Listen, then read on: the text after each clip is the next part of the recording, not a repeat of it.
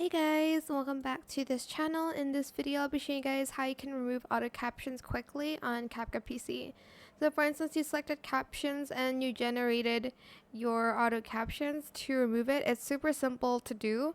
Just gonna wait for the captions to generate. It does take longer the longer your video is. So to delete it, you're just going to select it and press delete. Or you can try selecting the captions bit here and selecting the kind of like place that you want to delete. For instance, this one, you're just going to press delete. You can also select the text here, go back to text and select the words and press delete. But I find like deleting it like this is the most like simple and effective thing to do. And that is it for this video. I hope it was helpful for you guys. Don't forget to like, comment, share, and also subscribe to this channel if you haven't done that already.